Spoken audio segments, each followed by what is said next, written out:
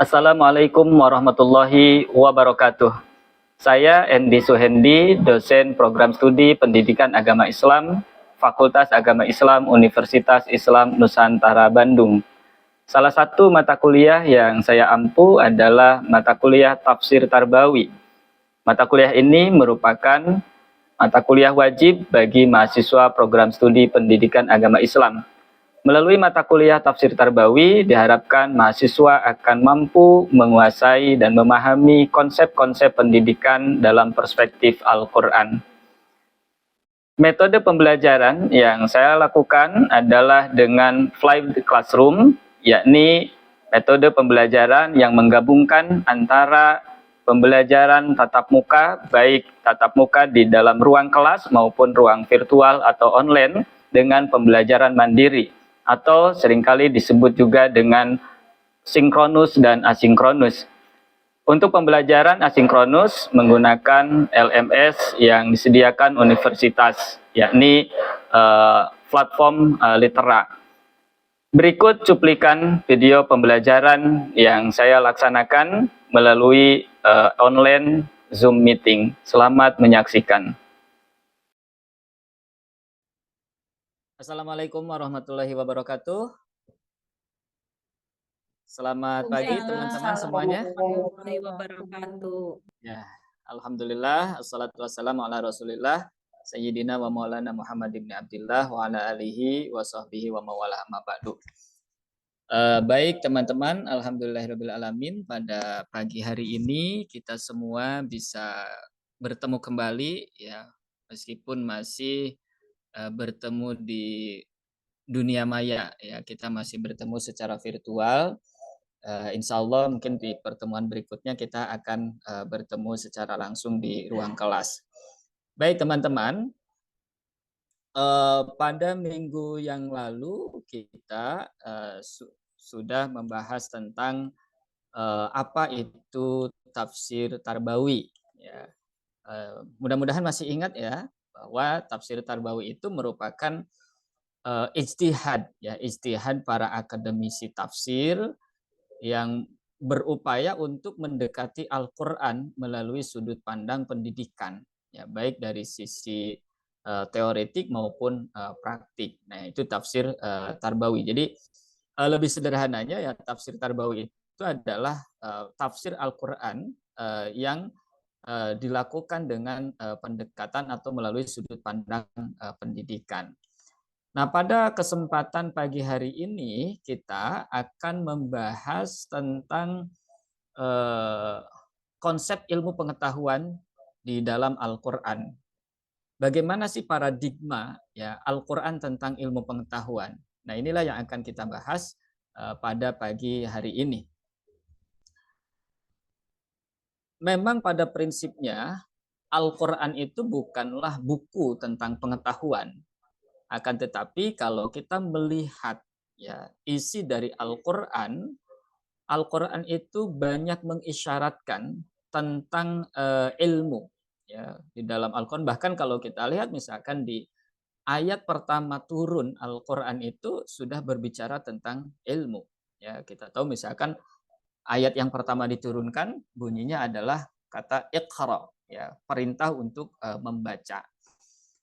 Nah, kata ilmu dalam Al-Qur'an sendiri itu memang banyak sekali kita temukan gitu ya. Ada dalam berbagai termnya. Pertama ada dalam term ilm, itu disebutkan oleh Allah di dalam Al-Qur'an sebanyak 105 kali, kemudian kata alima itu ada 35 kali, ya'lamu ada 215, i'lam ada 31 kali, yu'lamu 1 kali, kemudian alim 35 kali, alim 18, maklum 13, alamin 73, alam 3, a'lamu ya 49, kemudian alim atau ulama itu sebanyak 163 kali disebutkan dalam Al-Qur'an. Alam itu 4 kali, kemudian allama 12 kali, yu'allimu 16 kali, ulima 3 kali, mu'allam 1 kali, dan ta'allama 2 kali. Nah, itu beberapa kata ilmu ya yang disebutkan di dalam Al-Quran dengan term yang berbeda-beda. Lalu kemudian beberapa pengertian dari berbagai term ilm yang ada di dalam Al-Quran, di antaranya adalah bermakna mengetahui atau pengetahuan, orang yang berpengetahuan, kemudian yang tahu, terpelajar, paling mengetahui segala sesuatu, lebih tahu, sangat mengetahui, cerdik atau mengajar, belajar gitu ya. Orang yang diajari dan mempelajari. Nah, itu beberapa pengertian dari kata ilmu yang ada di dalam Al-Qur'an. Nah, baik, selanjutnya seperti apa sih atau bagaimana paradigma Al-Qur'an tentang ilmu, atau bagaimana sih Al-Qur'an memandang ilmu pengetahuan? Nah,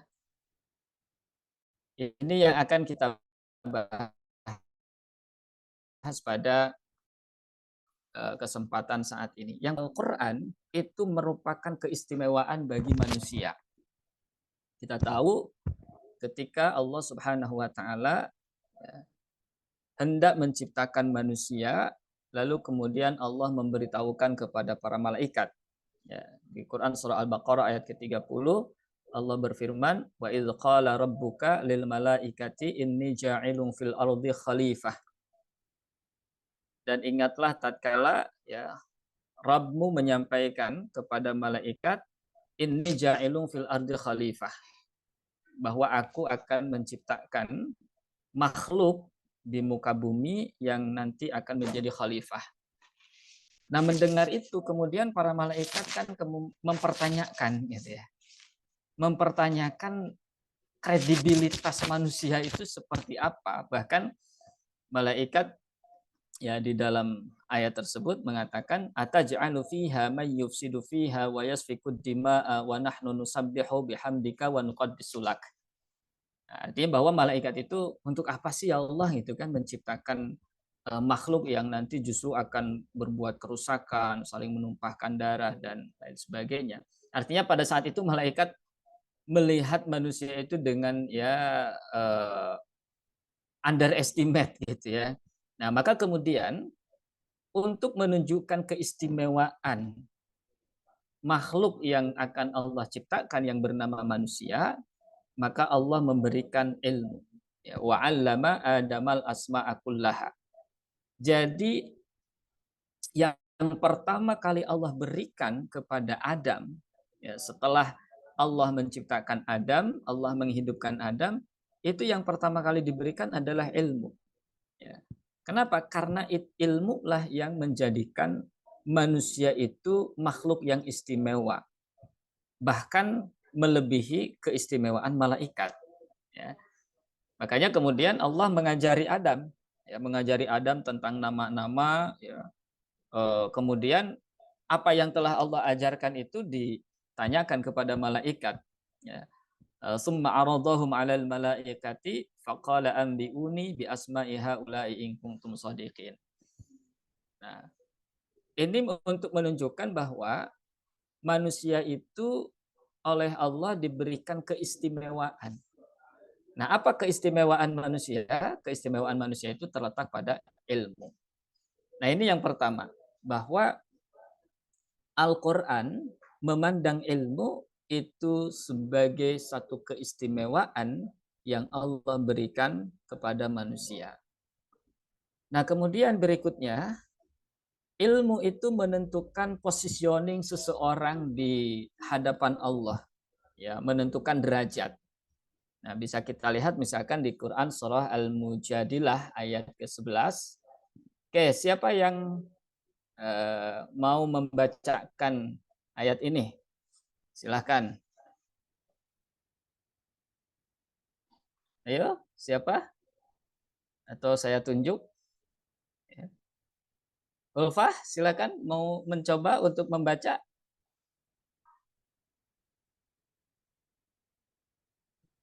Ya, silakan Ulfah dibaca.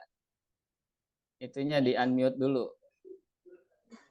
Baik Pak, mohon izin. Mungkin mohon maaf Oh, bila Oh, nah, Yupi mau baca Yupi. Ya, silakan Yupi. Baik, Pak, mohon izin mungkin barangkali salah, mohon untuk diluruskan. Ya. Bismillahirrahmanirrahim. Yarfa'illahu allazina amanu minkum wallazina utul ilma darajat. Wallahu bima ta'maluna khabir. Ya, Sadaqallahu bagus. azim. Yarfa'illahu alladzina amanu minkum walladzina utul ilma darajat. Wallahu bima ta'maluna khabir. Oke. Siapa yang mau mencoba untuk menjelaskan ya, atau ya bukan menjelaskan, apalah yang bisa difahami dari Quran surah Al-Mujadilah ayat ke-11 ini berkaitan dengan paradigma Al-Quran tentang ilmu. Ya, silahkan. Ya Pak, saya coba Pak. Ya, silahkan Ulfa. Arti atau makna dari ayat ini, kalau salah mohon diluruskan ya Pak ya. Ya, Eh, Allah akan mengangkat derajat orang yang mencari ilmu barangkali ya Pak ya. ya baik. Segitu saja. Ya Pak, segitu yang saya pahami Pak. Oke, mungkin ada yang lain, ada yang mau menambahkan, coba. Ya. Nah, jadi bahwa memang di dalam Quran surah Al-Mujadilah ayat ke-11 ini Allah Subhanahu wa taala menegaskan bahwa yang akan menentukan ya, derajat seseorang di sisi Allah itu ada dua hal di dalam ayat ini. Yang pertama iman, ya. Yang kedua ilmu. Jadi cara Allah Subhanahu wa taala mengangkat derajat seseorang itu dengan Allah memberikan ilmu gitu. Dan ya tentu saya kira bisa kita lihat ya memang dalam kenyataannya, dalam kehidupan kita pun bisa kita saksikan bahwa orang yang diberi ilmu oleh Allah Subhanahu wa taala pasti dia akan mempunyai posisi yang lebih daripada masyarakat yang awam gitu ya, masyarakat yang awam. Ya misalkan seorang alim ya, seorang kiai, seorang ulama atau mungkin seorang ilmuwan gitu ya. Itu pasti dia akan punya strata yang lebih tinggi gitu ya, punya strata yang lebih tinggi dari yang lainnya. Nah, ini tentu berdasarkan Quran surah Al-Mujadilah ayat ke-11 bahwa memang ilmu itu menentukan derajat seseorang, atau dalam makna bahwa salah satu cara Allah mengangkat derajat seseorang itu adalah dengan Allah memberikan ilmu. Nah, kemudian ada banyak isyarat sebenarnya di dalam Al-Quran tentang pentingnya mencari ilmu. Ya, di antaranya adalah Quran surah Al-Alaq ayat 1 sampai dengan ayat 5. Ya, kita tahu Al-Alaq ayat 1 sampai dengan ayat 5 ini merupakan ayat yang pertama kali diturunkan atau wahyu yang pertama kali diturunkan ketika Nabi SAW berada di Gua Hiro. Ya. Yang dengan ayat ini atau dengan turunnya ayat ini kemudian memberikan atau ya, menyebabkan transformasi besar lah pada diri Rasulullah SAW. Nah, di ayat pertama ini Allah Subhanahu wa taala berfirman Iqra bismi rabbikal ladzi khalaq. Nah, ada perintah Iqra ya. Apa makna Iqra? Siapa yang tahu arti dari Iqra? Bacalah, Pak. Ya, bacalah ya. Nah, apa yang diperintahkan untuk dibaca di dalam ayat ini? Al-Quran, Pak. Tapi kan Al-Qur'annya juga belum turun. Baru turun saat itu. Jadi ketika malaikat Jibril ya datang menemui Muhammad ketika Nabi Muhammad berada di Gua Hiro, itu kan kata Jibril Iqra, ya baca. Nah, Nabi Muhammad pun kan bingung pada saat itu. Kata Nabi Muhammad, ma'ana biqari'in. Ya, sebagian memaknai ma'ana biqari'in, saya tidak bisa membaca. Ada juga yang memaknai ma'ana biqari'in, tidak ada yang bisa saya baca. Ada juga yang mengatakan ma'ana biqari'in,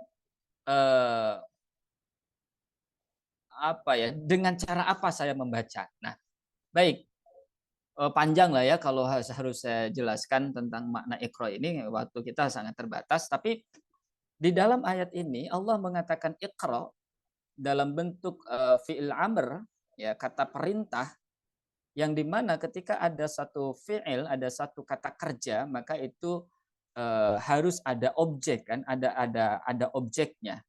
Nah, di sini Allah Subhanahu wa taala memerintahkan kita untuk membaca, tapi Allah tidak menyebutkan objek yang harus dibaca itu apa. Nah, ini menunjukkan bahwa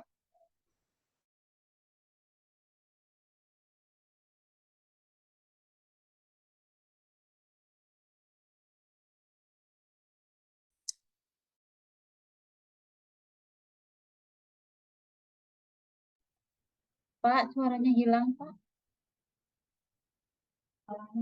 Suaranya hilang, Pak.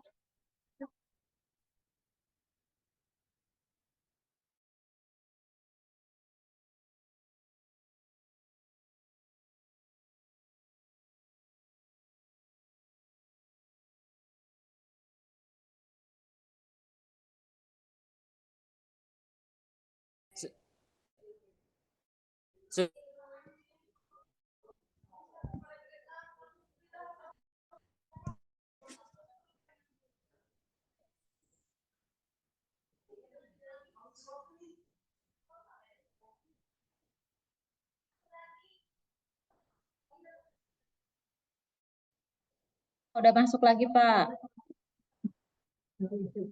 ya memang biasalah ini kalau ya mohon maaf barusan ada trouble ya. Baik, kita lanjutkan.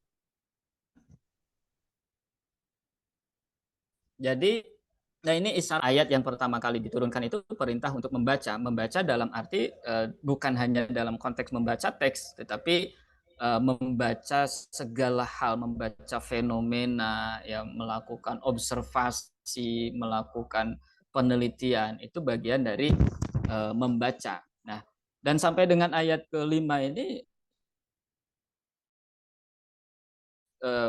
betapa banyak isyarat-isyarat tentang pentingnya ilmu. Baik, kita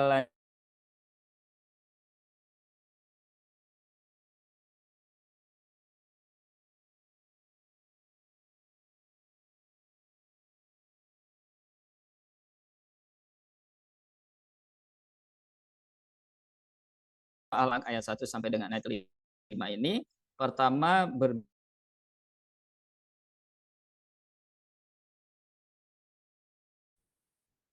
Hilang, Pak. Suaranya hilang, Pak.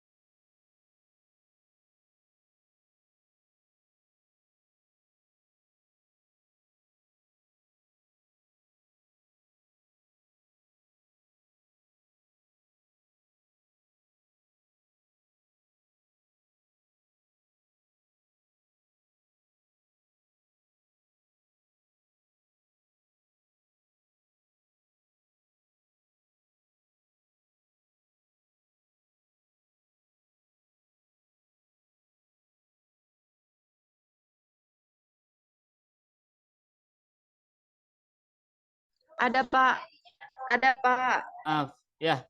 Baik, mungkin sedikit lagi ya, paling tidak.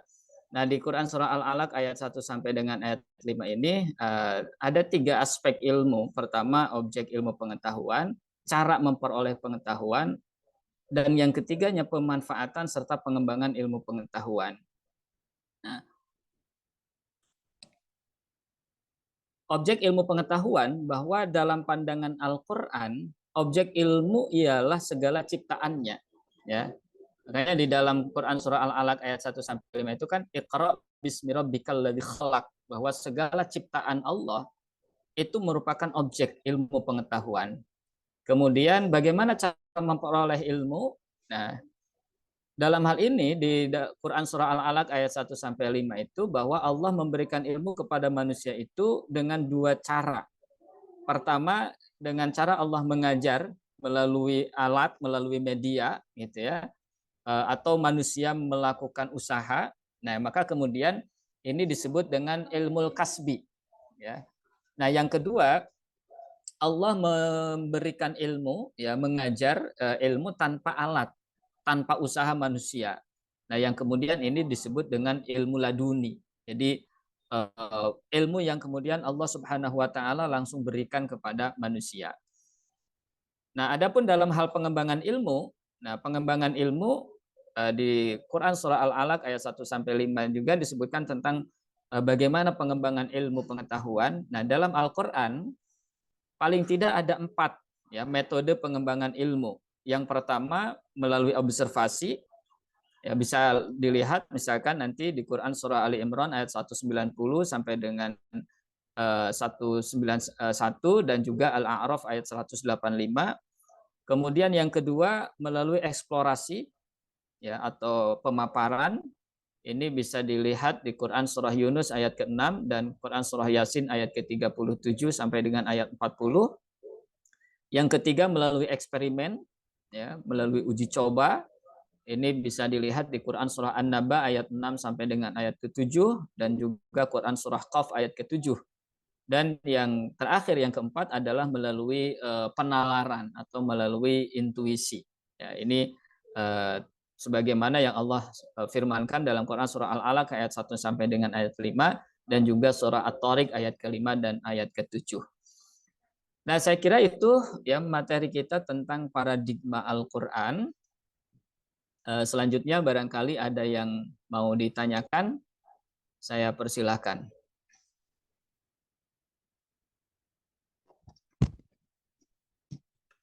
Ada yang mau bertanya? Yang Pak. Pak, mohon izin untuk bertanya.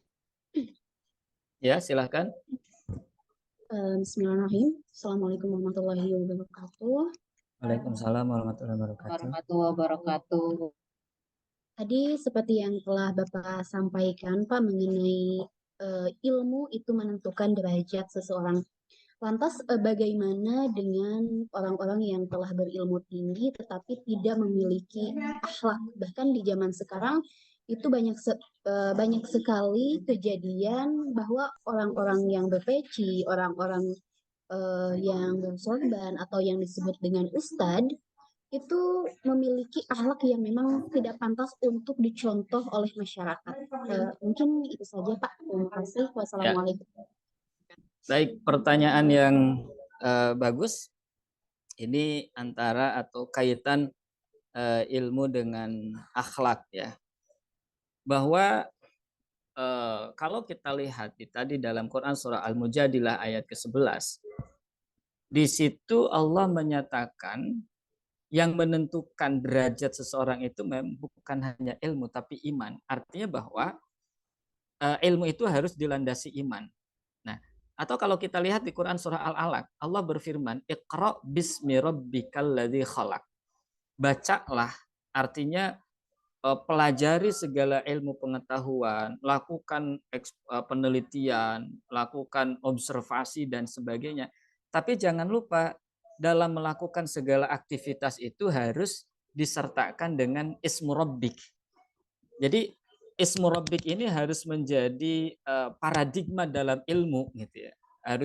Harus menjadi arah dalam pengembangan ilmu pengetahuan. Nah, yang terjadi ketika kita mengembangkan ilmu pengetahuan tapi tidak disertakan ismu rabbik, nah itu yang seringkali kemudian terjadi. Yang ada ilmu pengetahuan malah menjadi perusak gitu kan, pengetahuan yang dia miliki bukan digunakan untuk